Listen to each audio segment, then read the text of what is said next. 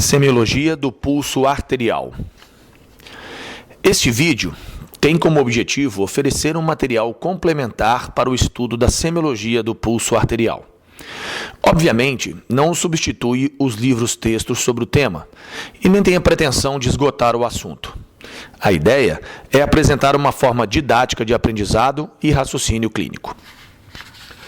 O pulso arterial é um componente da semiologia do exame físico cardiovascular de extrema importância. Por isso, jamais deverá ser negligenciado pelo médico, sob pena de se perder relevantes informações sobre o coração e suas artérias, além de se deixar escapar possíveis patologias.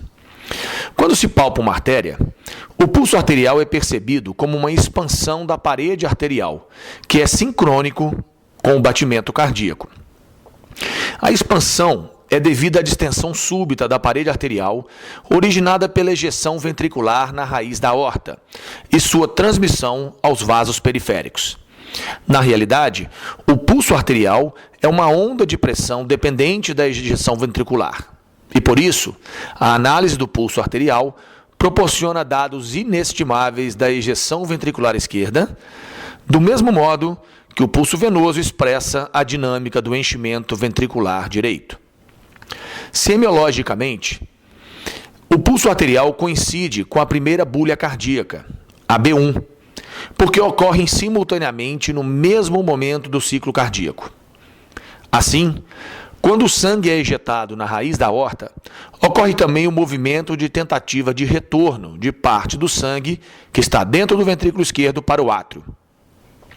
Logicamente, como a válvula mitral e também a tricúspide não deixam, ocorre o fechamento das válvulas, a desaceleração da coluna de sangue e a formação da B1. Recomendamos palpar os principais pulsos. Pulso radial. Na goteira radial, usando 2 ou 3 polpas digitais e o polegar apoiado em garra na extremidade radial do dorso do antebraço. Pulso braquial. Para dentro do corpo do bíceps, junto à prega do cotovelo, com a polpa digital do polegar. Carotídeo. Na borda interna do músculo esternocleidomastoideo, com ligeira flexão lateral da cabeça. Para evitar as consequências desagradáveis desta compressão, principalmente a síndrome do seio carotídeo, especialmente em idosos, não deve-se palpar as carótidas simultaneamente e limitar a palpação à metade inferior do pescoço do paciente. Pulso femoral. Na união do terço médio e terço interno da arcada crural. Pulso poplíteo. No centro da face posterior dos joelhos, colocados em ligeira flexão. Tibial posterior. Por detrás do maléolo medial. E, finalmente, o pedioso, para dentro do tendão do tibial anterior no pé. Devemos lembrar que palpar todas as artérias é fundamental para que se conheça o status da vasculatura de nosso paciente. Além disso, poderemos diagnosticar patologias regionais, como obstruções parciais, onde o pulso a posteriori ficará com amplitude diminuída, ou por obstruções totais, onde o pulso a jusante estará ausente. O raciocínio clínico é simples. Se temos a artéria femoral e poplítea, por exemplo, palpáveis, mas a tibial posterior e pediosa ausente, significa que algo está impedindo que o pulso se propague da região da artéria poplítea para baixo, possivelmente uma obstrução.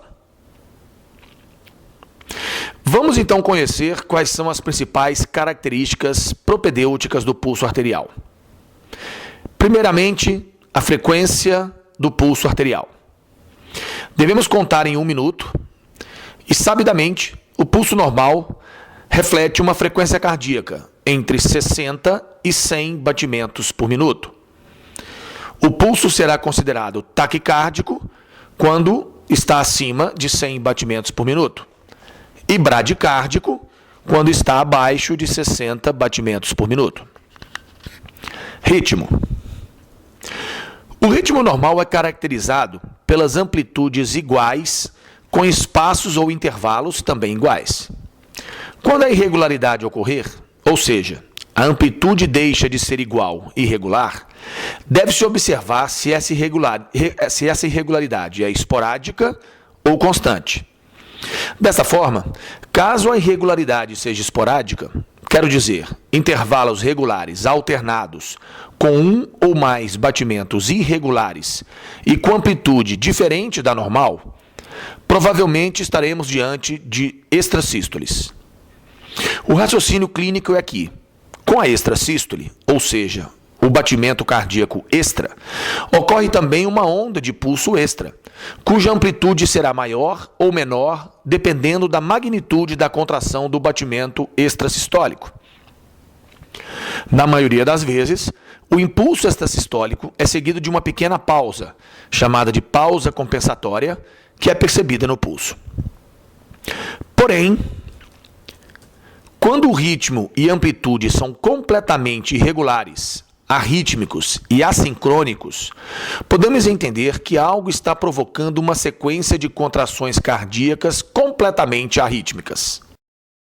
In AFib, the top two chambers of the heart, or atria, beat very fast and in an irregular pattern that is out of rhythm. Notice how the atria appear to quiver and are uncoordinated. Due to this irregular pattern, the atria do not coordinate with the ventricles, and the heart is out of rhythm. AFib occurs when electrical signals start in the wrong place and misfire. The faulty signals cause the atria to quiver and not contract completely. Notice how the signals spread in a rapid, disorganized way. Aqui, as ondas serão amplas, ora médias, ora finas, dependendo do tempo de diástole e do volume sistólico na sístole. Tempo de diástole maior, sístole com volume sanguíneo maior, pulso mais amplo. O inverso será verdadeiro. Estamos falando da fibrilação atrial. O outro item importante a ser avaliado no pulso arterial é a amplitude, que pode ser mediana, pequena ou grande. A análise clínica do pulso arterial baseia-se nas propriedades que só se pode obter por palpação: a amplitude e a forma da onda do pulso. Ambas se aprende por experiência. A diminuição da amplitude da onda de pulso indica geralmente que há uma redução na formação da onda de pulso ou da propagação da mesma. No primeiro caso, onde há uma redução na formação da onda de pulso, vamos entender que há uma redução do volume sistólico de ejeção ventricular esquerda, que dilata a raiz da aorta. Isso poderá ocorrer por obstrução mecânica no coração, onde se tem algo que impede parcialmente a saída do sangue do coração, como no caso da estenose aórtica e também da estenose mitral em casos mais avançados.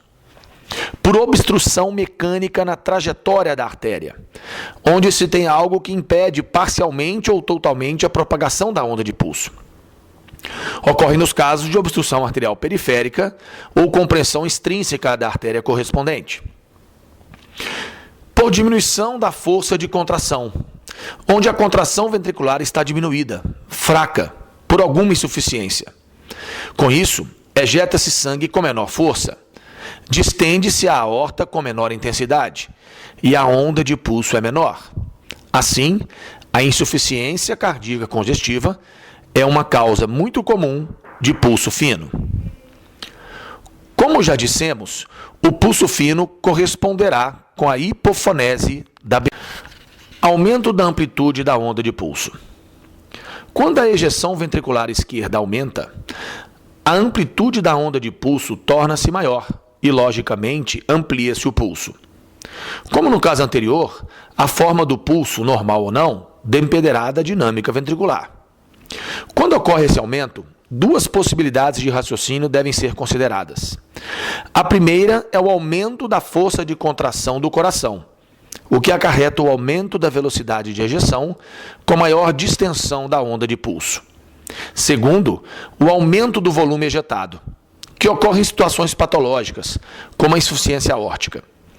Nos estados circulatórios hipercinéticos, como febre, exercício físico, estados emocionais, por exemplo, o aumento do volume de expulsão dá lugar a uma grande onda de pulso, mas uniforme e de morfologia normal, porque a dinâmica ventricular, embora aumente a ejeção, é rigorosamente normal. Porém, o aumento da onda pode significar patologia. Na insuficiência aórtica, o aumento do enchimento diastólico faz-se por regurgitação do volume da artéria aorta para dentro do ventrículo por incapacidade da válvula aórtica de fechar completamente e impedir o retorno do sangue para o ventrículo esquerdo durante a diástole. Assim, essa grande quantidade de sangue será ejetado lá na sístole seguinte, formando uma grande onda de pulso ocasionada pelo maior volume de sangue ejetado. O pulso amplo corresponderá com a hiperfonese da B1. Finalmente, precisamos mentalizar que o exame semiológico do pulso arterial não tem apenas grande interesse clínico, mas também profundo significado fisiopatológico. Reflete fielmente a dinâmica ventricular e, por isso, é tão expressiva na insuficiência cardíaca congestiva e nas lesões aórticas, que, por se acharem situadas à frente da bomba ventricular, modificam tão importantemente a ejeção.